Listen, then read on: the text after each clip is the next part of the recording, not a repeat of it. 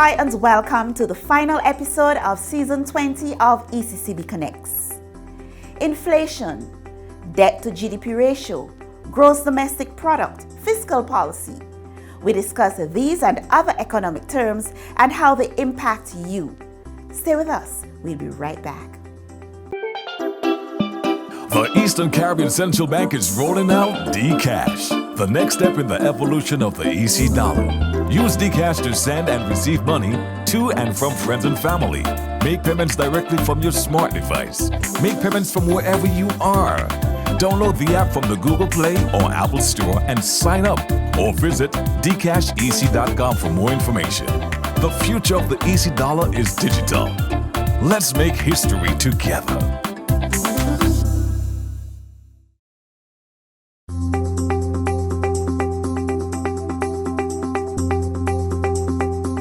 Thanks for staying connected. Our guest today is Acting Deputy Financial Secretary in the Ministry of Finance, Government of Montserrat, Kenya Lee. Kenya, welcome to ECCB Connects. Thank you for having me. Kenya, let's start with the term that we've been hearing a lot about these days, inflation. Explain to us, what is inflation? Well, in the simplest terms, inflation is the general increase in the price level for a specific time and for a specific place. But in context of the region, it would be regionally. In the context of a country, for Montserrat, it would have a separate inflation rate than the ECCU region as a whole. But in general, it's just a general increase in the price level of the goods and services consumed in a specific jurisdiction. What would you say are some of the main contributing factors to increase in inflation? Currently, well, it depends on the items and the weights in what we call the consumer price index. It's different for each country, but the ECCU region as a whole has similar consumption patterns, so we have very similar consumer price indices. So it depends on the items and the weights in that indice. But currently for the region, it would be the global fuel prices that would be driving the inflation rate. And that is for Montserrat and the ECCU region and the global economy as a whole. What does inflation mean then for households? Well, it means that the real value of their income has declined relative to what it was last year and in previous year. In simple terms, it's more expensive for them to buy a case of milk, a case of juice, a loaf of bread this year than it was last year, especially if they haven't had concurrent increases in their level of income, meaning their wages and salaries that they're being paid. Okay. There's also the concept of hyperinflation. Hyperinflation is, I know most people think that we're experiencing hyperinflation because of how high prices have gone, but we really haven't experienced hyperinflation yet. Hyperinflation would be something where it would be a significant, rapid, sustained increase in price level. We're talking about 50 to 60% increase, maybe monthly, in the cost of goods and services. We haven't experienced hyperinflation yet, not anywhere close. You mentioned earlier the whole concept of inflation, that prices are going up because of the existing global issue. Would there be a reduction in the cost of living, let's say when that problem goes away, when it dissipates? It depends. So the fuel is a factor. The other issues that might be driving the inflation rate, such as supply chain issues as a result of COVID. But yes, if fuel prices come down, depending on the other factors, the other items that we purchase in the region, we should see a reduction in the cost of living. And we all look forward to that.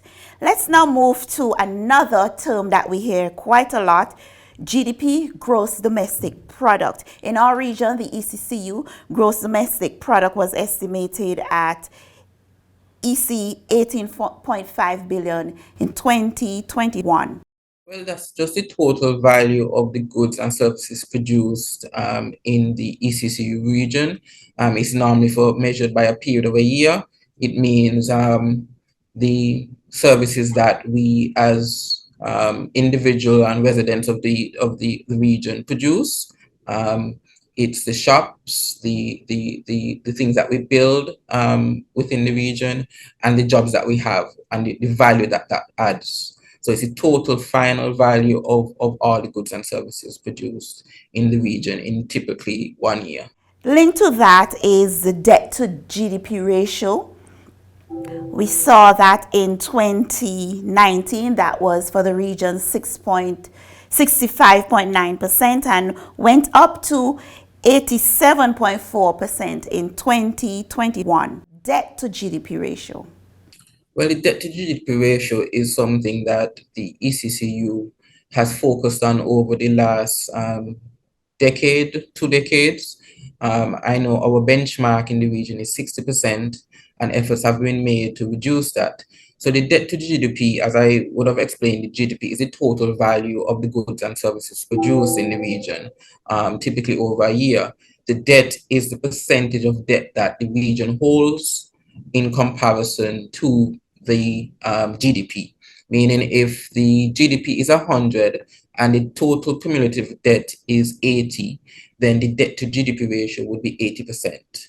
And this debt relates to government borrowing. Borrowing as a result of running budget deficits over several years.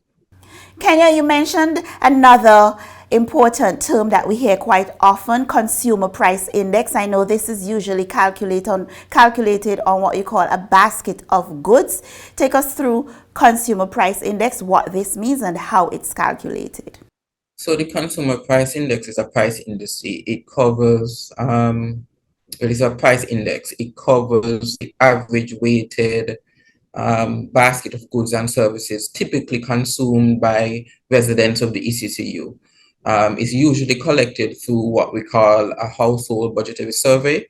The ECCU member countries typically have these every 10 years or so. So it basically looks at what you and I as a typical household or typical consumer would buy in the store, the services that we consume, the goods that we consume. And they fix as the base year, and every year they would be able to tell us how the prices for those goods would increase or decrease over time. So the changes in the consumer price index would indicate the changes in inflation, which would indicate the changes in cost of living. So it's a very important index. They're all linked. It's all linked. All goes back to the consumer price index. For the region, what are typically some of the items in that basket of goods? Well, fuel is a big contributor to the index. Household costs like your mortgage, your rent, internet costs, utilities, things that we consume as I said, typical things that each household consumes. And they each apply depending on the value attached to them. They're given weights, which determine their contribution to the index and inflation and cost of living. Let's move on now to growth. We often hear about a country's growth rate. Countries are growing or growth is declining. For our region, growth into 2022 is projected at 6.4%. We saw a decline in growth over the COVID period, and it has picked up and is expected to pick up. In 2023, growth is expected to be 5.9%. When we speak about growth in relation to a country, what do we mean? So it goes back to the definition of GDP, where we said that it's the total value of the goods and services produced in a country in a specific year. The economic growth is tied to that. If you have economic growth, it means total value of this year of the goods and services produced in the region this year was greater than it was the previous year. So if that happens, you have economic growth. So make the value of your economy increase basically from year to year, and that is economic growth. And that means in terms for the everyday person, maybe more persons got jobs. There was more businesses opening up. Government spent more. all those factors would fall into calculating economic growth. And what does this mean then for the people of the region if there's high growth? That should mean in terms of their wages and salaries and increasing that over time, their spending ability would normally increase as well. Their income would increase to combat inflation, meaning that even if inflation is going up with growth, your income would be going up so that your standard of living would either remain the same or increase. So economic growth is always positive when it comes to the individual level. It's one of the major ways of measuring the well-being of individuals in the society. And the stability of the country. And the long-term stability of the country, yes. We also know of negative growth, because you did say growth, and when we think of growth, we are thinking of positive, going up, trending upwards. But in 2020, the region recorded negative growth of 17%. So negative growth is simply the reverse of positive growth, where the value of the goods and services produced in that country would have declined year on year, meaning there was less output, or persons made less money, businesses didn't produce as much, so that can translate into them making less money. It could mean high unemployment. Unemployment has increased, and that is usually a result of negative growth, typically for more than one period. Let's look at some other terms more on the government side now. Fiscal policy. Fiscal policy is the way in which governments use their tax and expenditure, meaning how much they spend and how much their tax rate and how much so the tax rate determines how much they collect, and their budget determines how much they spend. And that is how they would, that's the way they use to influence the economy, meaning everyone's life. So if the government currently, some of the ECCB countries have done what is called expansionary fiscal policy, which is they would have spent more money on social safety nets to combat the cost of living crisis that most countries are facing.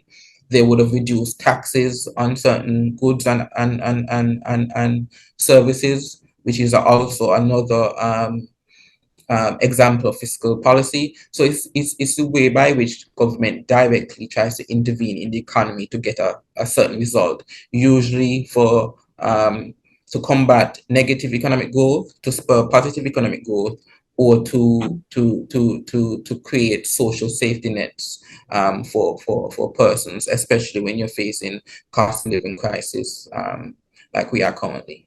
So in the simplest terms, really, guidelines for how governments spend and earn money. To get a specific outcome.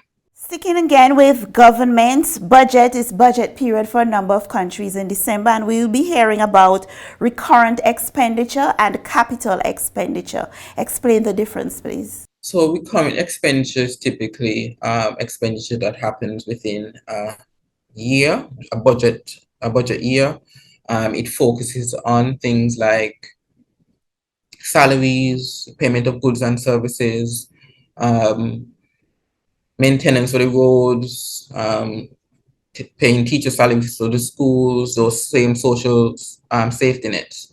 So that typically makes up the recurrent budget. The capital budget is made up of capital programs. If the government is building a new road, if they're building a new school, and that tends to occur over several years, and is normally financed differently than the recurrent budget. The recurrent budget tends to be financed from tax receipts as much as possible. Capital funds can come from that as well, but they're typically financed from other sources, such as the World Bank, the other regional institutions like the CDB or grant funds. Loans and grants. Mm-hmm. Okay. So recurrent expenditure really speaks to the day-to-day activities, the day-to-day expenses of a country, whereas the capital speaks to the big long-term projects and investments. Capital investments, yeah. Macroeconomics. Macroeconomics is what we've just been speaking about. Macroeconomic encapsulates all of the discussion that we just had. It's the study of the behaviors when it comes to the economy as a whole. Fiscal policy, inflation, CPI, economic growth, all of those are things that are studied in macroeconomics. So macroeconomics is the entire discussion that we just had. But it's just the scientific study of those indicators. Kenya, we have discussed inflation, hyperinflation, gross domestic product, debt to GDP ratio, growth, fiscal policy. The ordinary citizen might say, why should I care about these terms? What's your advice?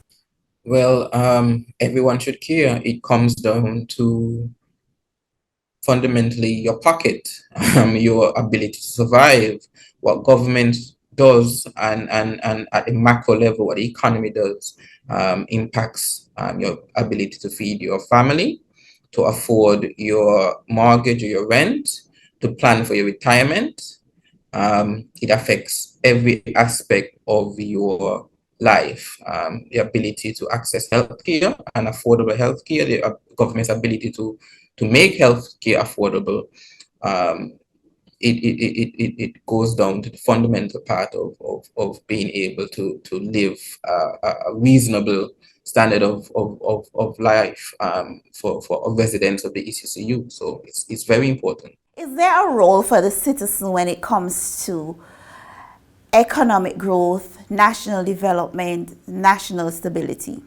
Well, yes, we all make up a part of the economy. We all can influence government policy to an extent. In terms of being able to directly combat some of the issues that we're having now, it's really to make your voice heard at the government level, in terms of getting your opinion across. In regards to economic growth, if you're an entrepreneur or want to be an entrepreneur, it's about investing in your community. It's about having the confidence to go out and spread your entrepreneurial talent. That contributes to the economy. If you can hire one other person, that's one other person who spends more, who earns more, who then has an ability to hire someone else. So we all contribute to the economy in that way. So no one is exempt from macroeconomics and economic influence. In short, national development and growth, these are not just for government or policymakers. Every citizen has a role to play. Policymakers and government are put in place to make these policies for the betterment of their citizens and residents. So policymakers are placed there, and technicians such as myself are placed in our positions for the betterment of all residents and citizens. So everything we do is for the people and the residents. There's no separation. Kenya, thank you very much for speaking with us on ECCB Connects. It was my pleasure, and I'll be happy to come back anytime the ECCB invites me. Thank you. You're welcome.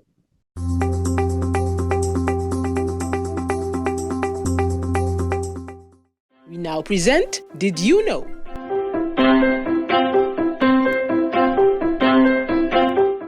Did you know that Dominica's Waitikubuli National Trail, the Caribbean's first long-distance hiking trail, traverses the length and breadth of the island, is 115 miles long and is divided into 14 categories, each of which can be hiked separately